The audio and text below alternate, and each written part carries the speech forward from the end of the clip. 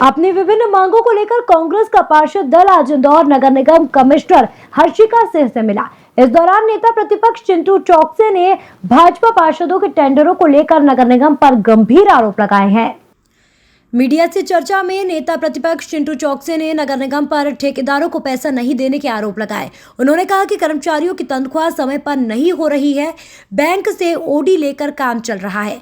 चिंटू चौकसे ने निगम आयुक्त हर्षिका सिंह को कहा कि जब पैसा ही नहीं है तो टेंडर क्यों लगाए जा रहे हैं। चौकसे का कहना है कि भाजपा पार्षदों के वार्ड में काम के लिए टेंडर जारी हो रहे हैं और कांग्रेसी पार्षद इंतजार कर रहे हैं। उन्होंने निगम आयुक्त से कांग्रेसी पार्षदों के भी टेंडर लगाने की मांग की है। उनका कहना है कि हमें भी लोगों को जवाब देना पड़ता है। चौकसे ने बताया कि जनवरी में जन कार्य से 75 करोड़ के टेंडर सहित 100 करोड़ के टेंडर जारी हुए हैं और देनदारी 1600 करोड़ है। चौकसे ने निगम आयुक्त से जब तक पैसे का इंतजाम न हो तब तक टेंडर न लगाने की अपील की है।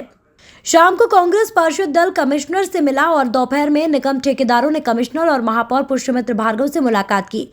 इस दौरान पगार को लेकर कर्मचारी यूनियन ने मैदान पकड़ा है। इस पर कमिश्नर का कहना है कि 10 तारीख तक ही पगार होती है। इस पर कर्मचारी यूनियन का कहना है कि मास्टर कर्मचारियों की 3 या 4 तारीख को पगार आती है, इसके बाद विनियमित को मिलती है। मास्टर कर्मचारियों की पगार कम है, इसीलिए पहले उन्हें दी जाती है। पक्के कर्मचारियों को महीने की पहली तारीख को ही पगार मिल जाती है। कमिश्नर का मानना है कि बरसों का रिकॉर्ड देखा है, 10 तारीख तक ही पगार बढ़ती है। जानकार बता रहे हैं कि इस बार पहले कर्मचारियों की पगार होगी, उसके बाद अफसरों को मिलेगी। अफसरों की पगार इस महीने रोकी भी जा सकती है। देखिए कि सबसे ज़्यादा चिंता का विषय ये है कि कामकाज के साथ साथ आने वाले समय में फरवरी चल रहा है, आने वाले समय में गर्मी का सीज़न आ रहा है। नगर निगम की स्थिति बदहाल, बद से बदतर है, ये किसी से छुपी नहीं हुई है और ये इसका पूरा का पूरा उत्तरदायित्व तो भारतीय जनता पार्टी की परिषद का है। ये और इससे पहले की परिषद है जिन लोगों ने खर्चे पर लगाम बिल्कुल भी नहीं लगाई, बगैर दूरदृष्टि सोच के साथ लगातार टेंडर पर टेंडर लगाए गए कि आज ये स्थिति बनी हुई है।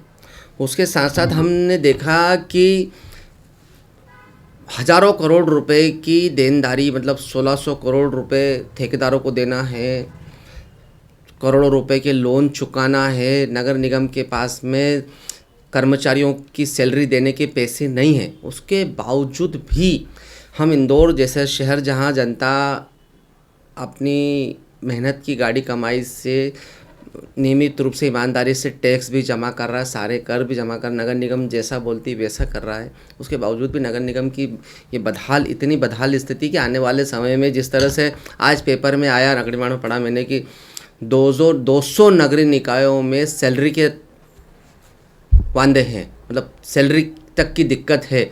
तो हम अपने शहर की प्रतिष्ठा को ख़राब करने में क्यों लगे हुए हैं?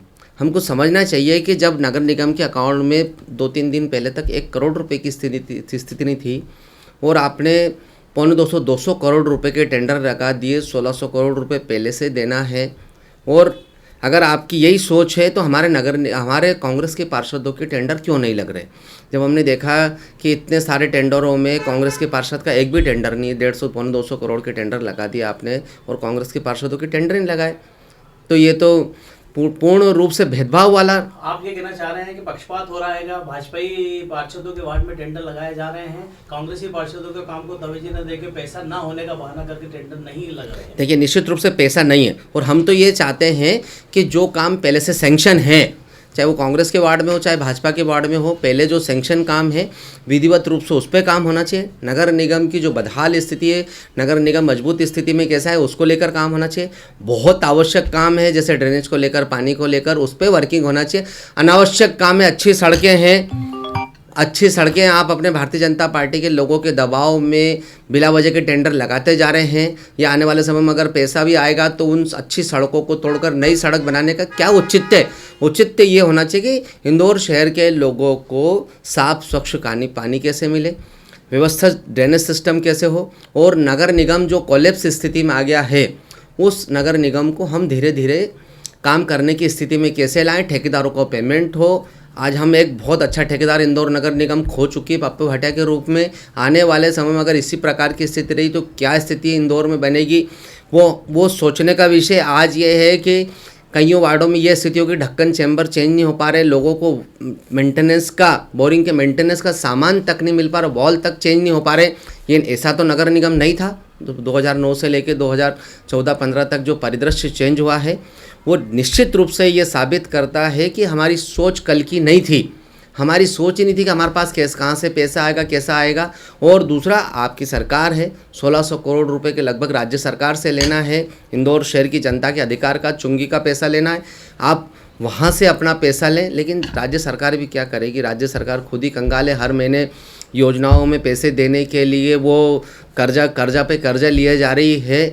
तो ये सारी चीज़ें ये साबित कर रही है कि ये हमारे शहर को, प्रदेश को और देश को किस स्थिति में ले जाएगी भारतीय जनता पार्टी की सरकार।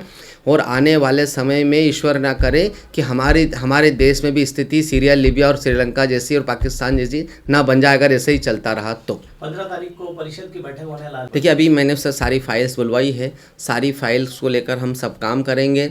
कुछ विषय मैंने पढ़े भी है कि जैसे झोन व्यवस्था को लेकर कि भाई झोनल व्यवस्था इसलिए बनी थी कि नगर निगम में सारे काम होते थे पहले। झोनल व्यवस्था इसलिए बनी थी कि काम डिसेंट्रलाइज हो, जनता को आसानी हो काम करने में। लेकिन वर्तमान में जिस तरीके से कुछ वार्डों को इधर से उधर किया गया, जैसे मेरा खुद का ही वार्ड है, मेरा वार्ड बिल्कुल झोन 5 से लगा है, मतलब मान के चलो कि मेरे वार्ड में ही झोन है, उसको आपने 17 नंबर झोन में कर दिया।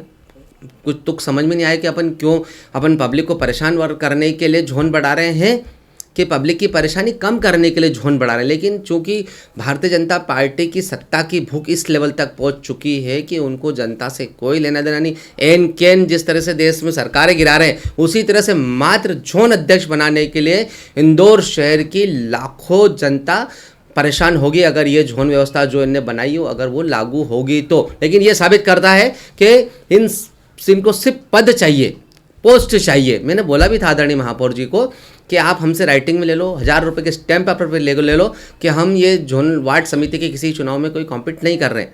आप जिसको बनाना बना लो, राइटिंग में ले लो, स्टैम्प पेपर पर जैसे लेना हो।